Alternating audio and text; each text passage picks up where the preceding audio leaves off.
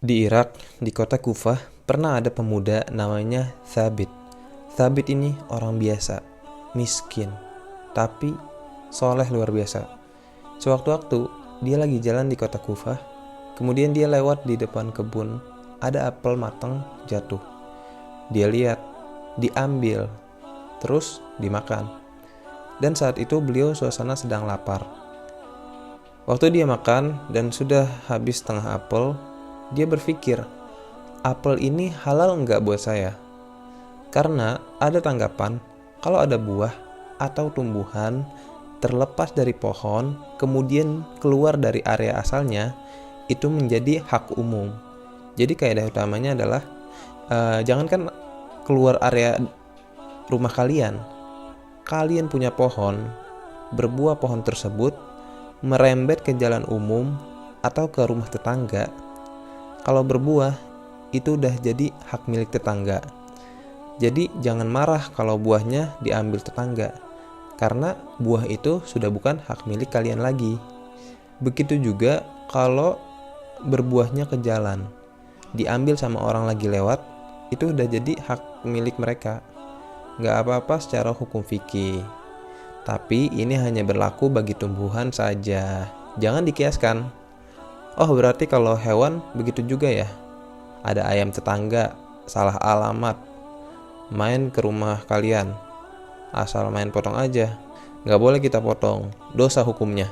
Jadi, hukumnya hanya untuk tumbuhan dan tanaman aja. Akhirnya, dalam keadaan ketakutan, Thabit langsung masuk ke dalam kebun tersebut. Dia lihat ada ruangan dalam kebun tersebut, kemudian diketuk pintunya. Kemudian dibuka pintunya. Akhirnya salam. Kemudian dia bilang, saya tadi lewat sini, terus ada apel jatuh. Saya makan apel jatuh tadi. Saya pikir itu halal buat saya. Kata Thabit, tolong halalkan buat saya yang setengah tadi. Ini masih ada setengah sisa. Sambil megang setengah sisa. Kata orang yang di kebun itu, saya bukan pemilik kebun, saya hanya penjaganya.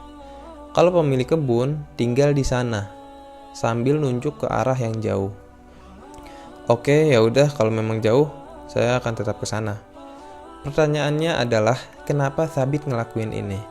Padahal ini cuma apel doang.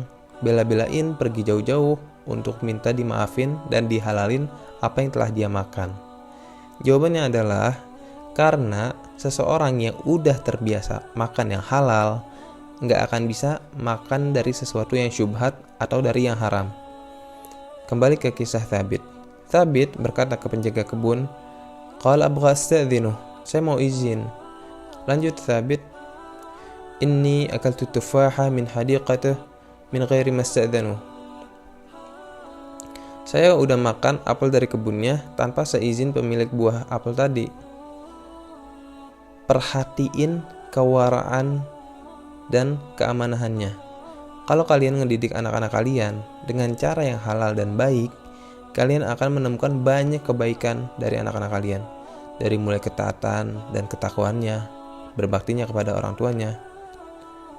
Walhasil, kata penjaga kebun, "Qal, masyana waddik lah." Oh yaudah, saya anterin ke alamat pemilik kebun. Sampai tiba di alamat pemilik kebun, diucapin salam. Dijawab salamnya, rupanya pemilik kebun ini orang kaya raya, terkenal di daerah tersebut. Thabit masih pegang setengah apel sisanya, sambil dia ngucapin, "Qal ana marrait min 'inda hadiqatak." Saya lewatin kebun bapak. Laqaitu tufaha taiha fakaltaha muhabli. Terus lihat ada apel jatuh, saya makan padahal bukan punya saya. Wa bghak tusamihni, dan saya pengen bapak memaafin atas apel yang saya makan.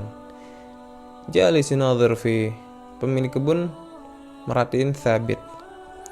Wah, kayaknya ini pemuda yang soleh, karena luar biasa, sangat teliti dan hati-hati. Dari hal kecil yang bisa jadi syubhat, beliau menjauh. Dan juga untuk menjauh dari terjatuh ke hal-hal yang haram. Yafakir, lagi mikir pemilik kebun. Gal min ant, Ditanya, kamu siapa? Ana fulan al-fulani illi yaskun fi makan al-fulan al-fulani. Thabit ngenalin dirinya, saya fulan bin fulan, asal muasal daerah. Dijelasin. Kata pemilik kebun, قال له أكلتها من غير إذننا. Kamu makan tanpa seizin kami? قال kata Thabit, iya. فرصة, wah kesempatan nih. قال لن أسامحك. Kata pemilik kebun, enggak akan saya maafin. Ya ibn al-halal, adfa' lak fulusaha. Kata Thabit, yah, jangan gitu dong.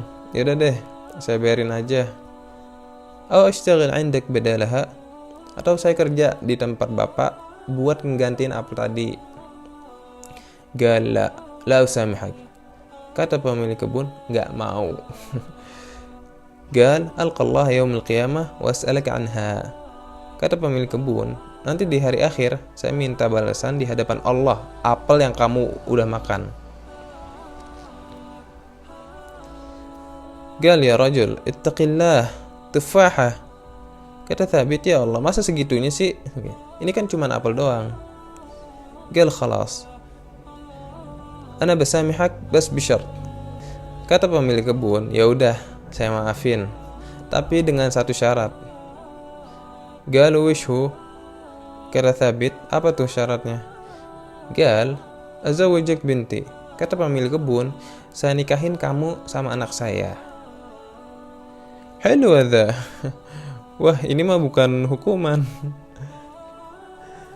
Qal na'am azawajak binti. Iya, saya nikahin kamu sama anak saya, kata pemilik kebun. Qal wafaq. Kata Thabit, ya udah saya terima. Qal lakin indaha mushkilah. Kata pemilik kebun, tunggu dulu. Tapi dia ada kekurangan. Qal aish al-mushkilah bintak. Apa kekurangan anak bapak? Kata Thabit. Qal mushkilataha annaha amya wa annaha samma wa bakma wa annaha kasihah ma yataharrak. Kata pemilik kebun, kekurangannya dia buta, dia bisu, dia tuli, dan juga dia cacat. La haula wa la quwwata illa billah. Kata Thabit. Qal ya rajul, masa iya pak? Qal turid wala yaumil qiyamah. Mau dinikahin apa mau balasan hari kiamat?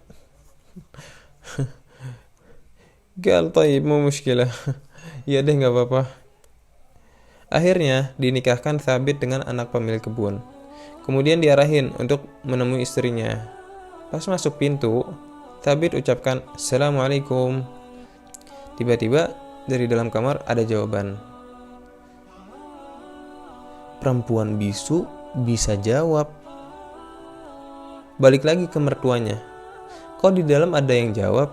Bukan itu ya kamarnya? Kata mertuanya, sekarang udah jadi mertua. Itu kamarnya. Masuk aja ke dalam. Dibuka pintunya, ketika masuk ada gerakan dari istrinya. Dipersilahkan duduk sini. Wah, ternyata bisa bicara. Kemudian dia menunjuk di sini. Berarti dia bisa lihat. Berarti kalau dia bisa jawab, dia bisa dengar. Semakin aneh ini. Begitu dibuka niqabnya, cadarnya, ternyata subhanallah, perempuan paling cantik di desanya yang sangat diperebutkan oleh banyak orang. Tidak diberikan pada ayahnya, nunggu orang yang soleh datang. Seseorang yang solehah dipertemukan dengan orang yang soleh, dibawa, diarahkan, dan dibuat skenario yang luar biasa untuk memberikan kenikmatan yang sangat besar. Subhanallah. Thabit nanya, ayahmu berkata, engkau buta, tuli, bisu, serta lumpuh. Saya khawatir keliru. Jawab istrinya, ayahku benar. Dia tidak berdusta. Saya memang buta karena dirawat oleh ayah untuk tidak pernah melihat hal-hal yang tidak dibenarkan oleh Allah. Saya memang tuli karena dirawat oleh ayah untuk tidak pernah mendengar hal-hal yang diharamkan oleh Allah. Saya memang bisu karena dirawat oleh ayah untuk tidak pernah mengucapkan hal-hal yang tidak diridhoi oleh Allah dan Rasulnya. Dan saya memang lumpuh karena dirawat oleh ayah untuk tidak pergi kecuali ke rumah Allah. Sampai dewasa dijaga dan dididik supaya melihat, mendengar, mengucapkan, dan berjalan dengan hal-hal yang baik saja. Perhatiin bagaimana cara Allah mempertemukan orang soleh dengan orang yang solehah dan memberikan banyak kebaikan. Bagaimana cara Allah mempertemukan orang nggak disangka-sangka. Jodoh nggak tahu dengan cara seperti apa akan dipertemukan. Maka menikahlah dua orang ini, dari perempuan solehah tadi dan pemuda soleh tadi, dan dari merekalah lahirlah seorang ulama yang bernama Nu'man bin Thabit, yaitu Abu Hanifah, imam dari 4 mazhab yang dipakai mazhabnya di banyak negara. Perhatikan, seseorang yang dekat dengan Allah diberikan ujian, dikasih pilihan yang sulit, tapi diikuti hukum Allah. Allah berikan bukan cuma apelnya, seluruhnya Allah berikan. Kebunnya, pemilik apel, plus anak yang punya apelnya. Semoga dari kalian yang nonton video ini akan melahirkan generasi keturunan soleh-soleha di masa mendatang. Teman-teman, setelah nonton video ini, semangat cari apel ya. Kayak Harvest Moon aja.